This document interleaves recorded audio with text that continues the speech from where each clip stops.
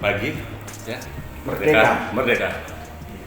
Ini saya bagaimana sih kondisinya saat ini? Sehat-sehat aja? Wow, sehat. Sehat, ya. Semakin sehat. Memang sehat. Baru acara apa sih tadi pagi di Pondok Pesantren Al Zaitun ini? Oh, acara memperingati hari lahir dasar negara Indonesia, yakni Pancasila.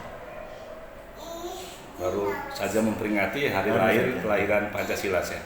Mungkin bisa menjelaskan, saya. Mungkin selama ini banyak isu-isu yang berkembang di masyarakat bahwa di Pondok Pesantren ini mungkin ada indikasi NI. Bagaimana menurut saya ini? Perlu dijelaskan ke masyarakat. Kalau yang diisukan itu tentunya tidak bakal orang yang menjalankan apa yang diisukan itu menanamkan nilai-nilai Pancasila ke masyarakatnya, yakni masyarakat pendidikan. Jadi masyarakat pendidikan ini tidak bisa dibawa ke nilai-nilai yang keluar dari nilai pendidikan. Yang kita peringati ini adalah dasar negara.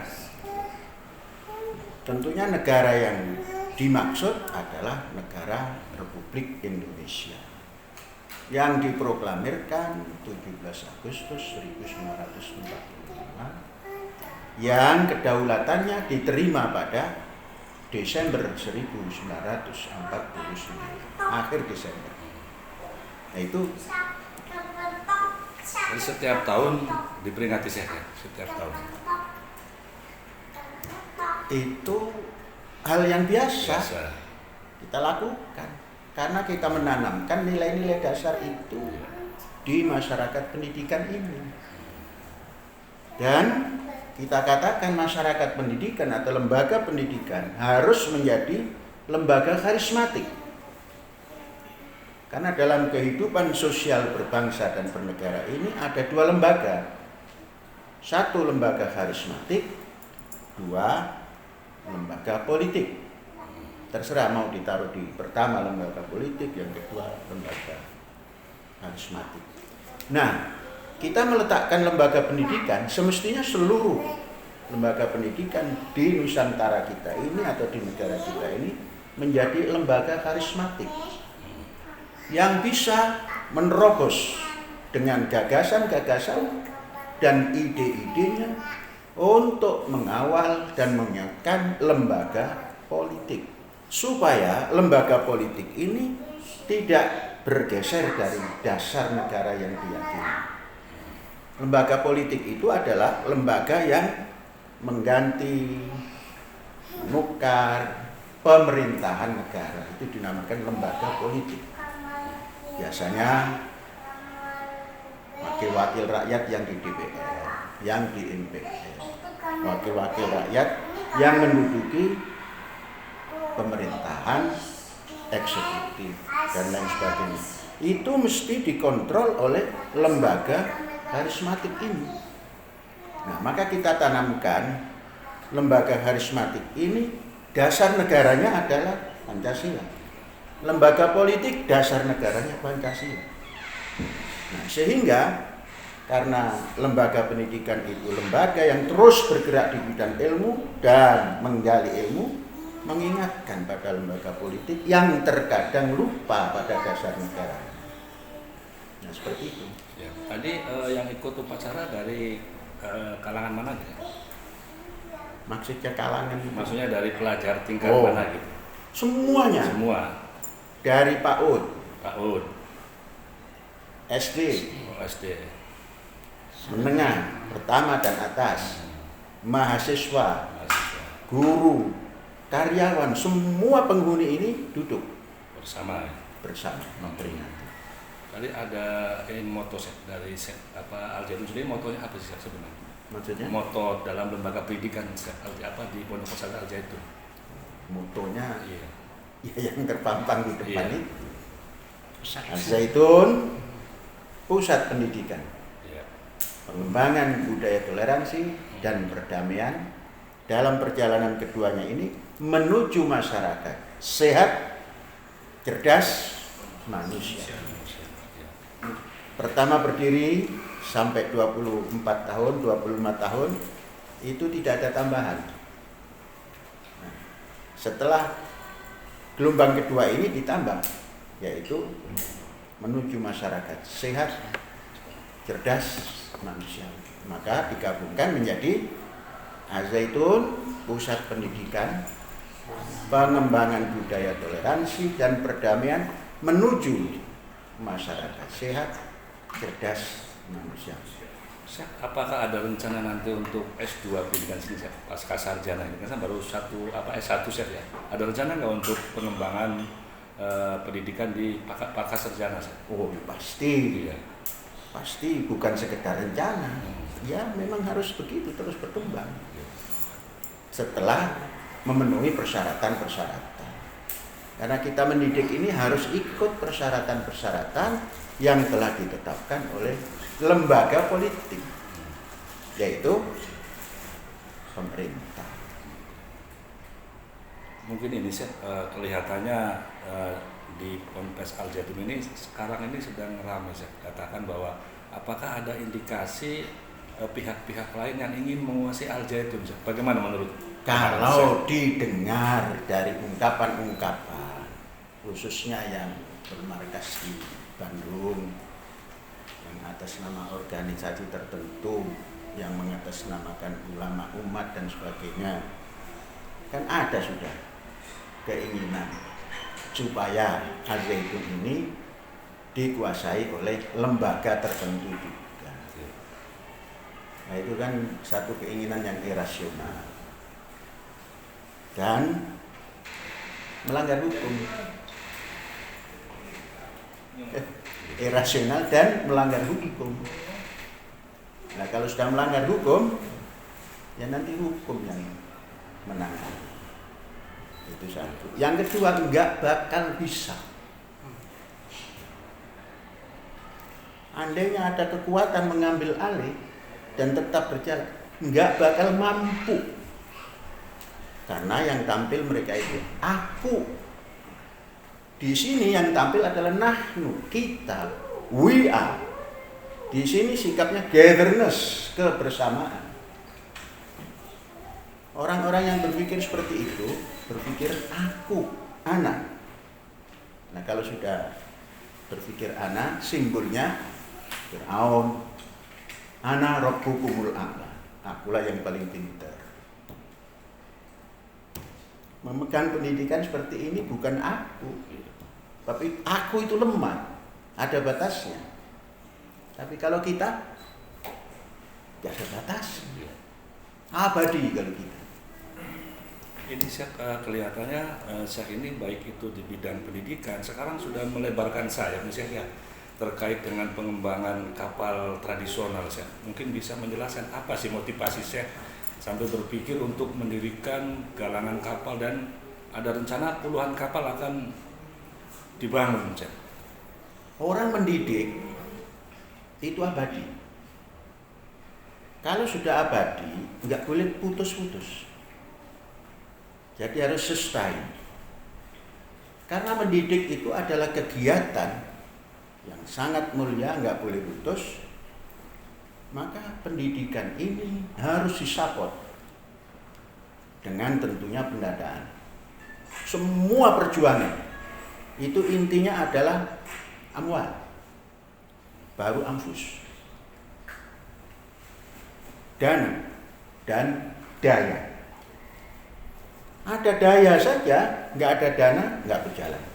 Nah, semua yang dilakukan di Al-Zaitun ini, baik green economy maupun blue economy, semua adalah untuk melancarkan jalannya pendidikan. Manusia itu kualitasnya ditentukan oleh pendidikannya. Dan lembaga yang paling terhormat adalah lembaga pendidikan, menghantarkan umat manusia ke alam yang lebih terang. Jadi kalau kita masuk ke sektor-sektor ekonomi, itu kewajiban pendidik. Maka di Al-Zaitun ini dari sejak awal pendidikan ekonomi, Kalau ekonomi, pendidikan. Jadi dua ini nggak boleh hilang. Pendidikan, ekonomi, ekonomi, pendidikan. Tanpa itu jangan bilang kemajuan pendidikan. Nggak bisa. Jadi jangan terlalu mencari motifnya apa, itu saja supaya pendidikan lancar ya. Nah, pendidikan lancar, Indonesia terbilang dan gemilang. Mungkin terakhirnya harapan saya sendiri dengan banyaknya isu-isu yang berkembang ini, harapan saya sendiri apakah akan melakukan upaya istilahnya untuk memberikan hak jawab atau apa menurut bagaimana Ustaz? Kan sudah menjawab. Jawaban yang paling bagus adalah gerakan untuk maju. Gerakan untuk maju. Jangan gerakan untuk bercerita. Dan nggak ada artinya itu, rame-rame itu nggak ada artinya, nonsens menol. Di sini ini bergerak mendidik, di sana bergerak untuk tidak mendidik, makanya nol. Maka kita jawab saja, fa'idha khotabahumul jahilun qalu salama. Kalau orang yang tidak mengerti itu bercakap semaunya, ucapkan saja dadah. Itu saja. Dadah itu artinya mendoakan selamat. Saya mungkin ada program-program yang sekarang ada program jangka panjang, jangka pendek. Apa nih saya akan lakukan untuk jangka panjangnya saya untuk Al Zaitun sendiri? Ya, kita tidak pernah bicara jangka pendek, jangka panjang. Ajaran ilahi mengatakan, "I'malu", berbuatlah. Fasayarallahu amalakum wa rasuluhu wal mu'minin. Perbuatanmu itu akan dinilai oleh Yang Maha Agung dan oleh para orang yang beriman. Jadi jangan jangka panjang, jangka pendek. Terus bergerak. Kamu bergerak, maka kamu ada. Kamu diam, kamu hilang. Nah, begitu kan? Mungkin terakhir saya mungkin apa sih yang harus disampaikan ke pemerintah, harapan saya sendiri pada pemerintah ini?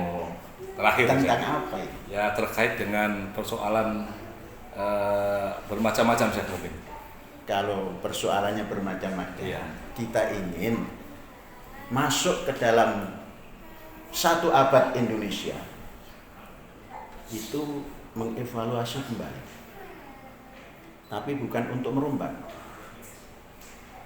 Menata Indonesia ini dari desa dan mempersingkat atau memperpendek pemerintahan. Ada pemerintah pusat, pemerintah daerah, entah itu apa namanya nanti, entah gubernuran atau daerah, pemerintah desa. Jadi 3 saja. Kemudian desa ini dibangun karena pusat segala macam di Indonesia itu adanya di desa. Dibangun. Kekurangan makan di Indonesia sehingga impor karena tidak memperhatikan desa.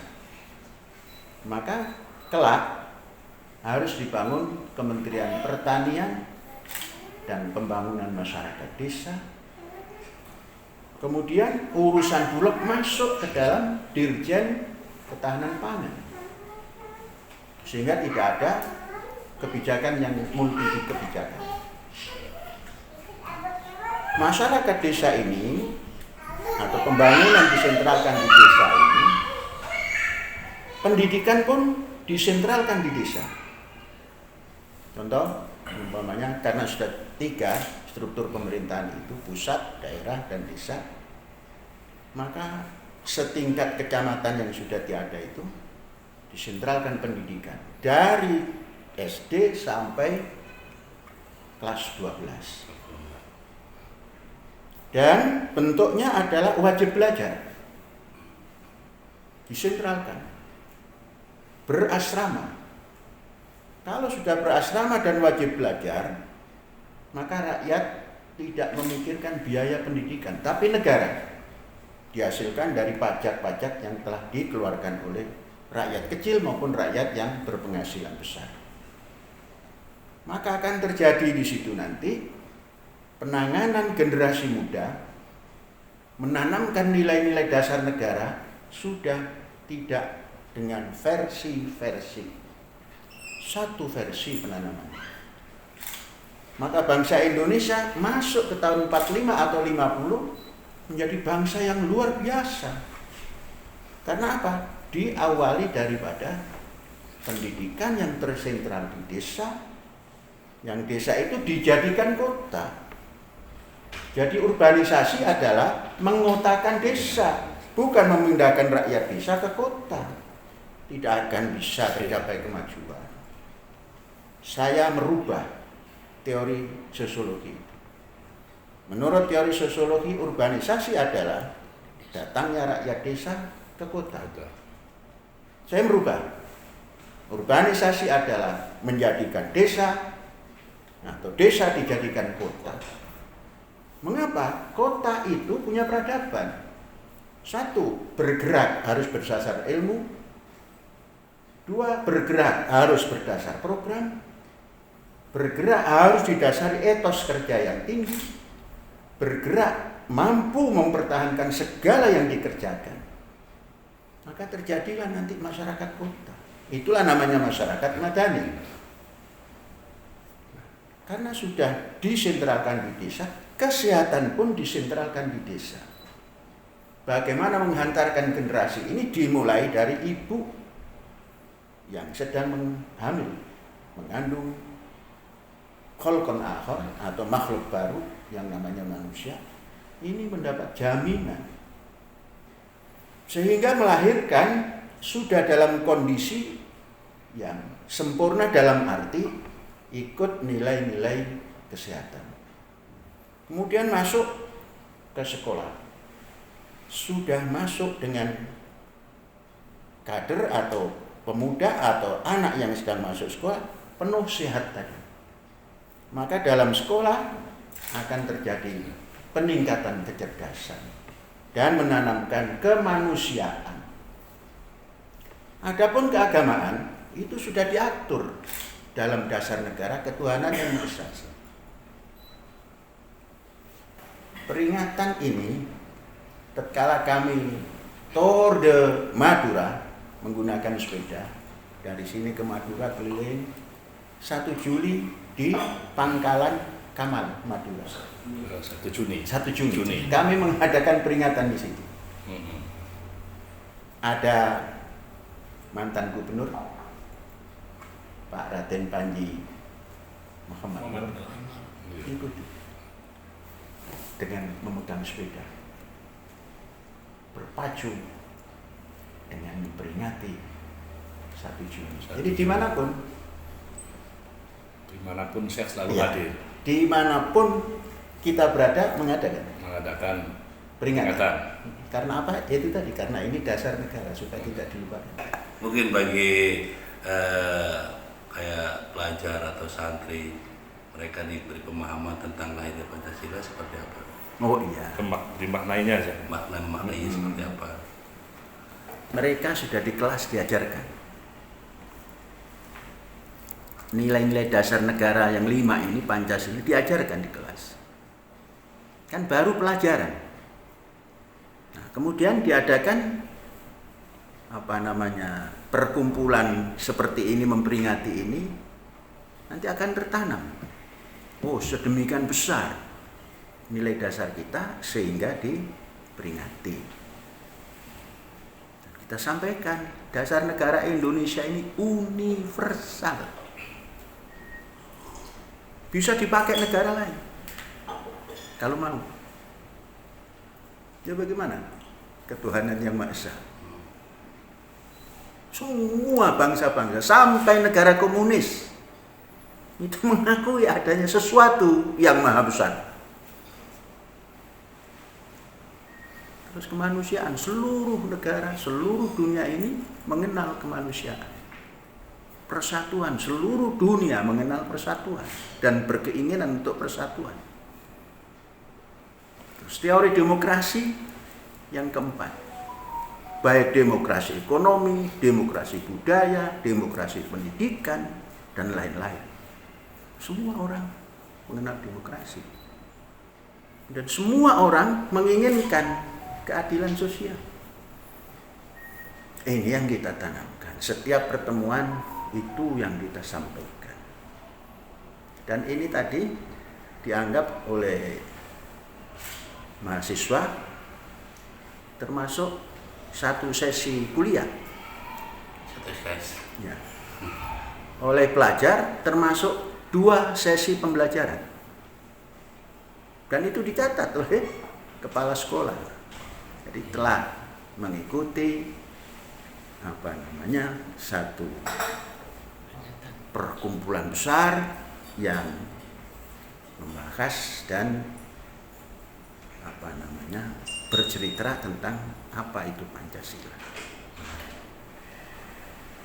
Itu saja. Berarti mulai dari usia dini sampai dengan perguruan yang lebih tinggi mungkin mereka sudah ditanamkan nilai-nilai Pancasila. Ini kan setiap tahun diperingati. Apa mungkin di kurikulum juga tetap harus ditanamkan? Itu tadi dalam kelas. Dalam kelas itu ya kurikuler. Sekalipun kurikulum dari negara tidak ada. Kan dulu ada P4, sekarang nggak ada. Kita masukkan nilai-nilai Pancasila. Ya, seperti hapus di P4 di kurikulum pemerintah. Ya kan dulu ada P4, Iya, terus kemudian tidak ada. Iya, tidak. Namanya lain-lain. Tetap di sini masih berlaku. Bukan di sini masih berlaku. Selama itu dijadikan dasar negara, disampaikanlah di sini. Pelajaran apa sih masuknya? Wah, segala macam. Seluruh pelajaran harus dikaitkan dengan dasar negara. Supaya tidak lepas. Dasar negara itu laksana batas negara. Jadi nggak keluar batas. Kalau keluar batas ditembak orang nanti. Jadi ini merupakan salah satu bela negara juga, Pak. Bela negara untuk bisa mengamalkan dasar-dasar negara ini. Mereka juga merupakan salah satu bela negara itu. Kalau bela negara itu sepertinya kok kemiliteran-militeran. Ya inilah nilai dasar kemanusiaan yang tadi. Sehat, cerdas, manusiawi untuk Indonesia.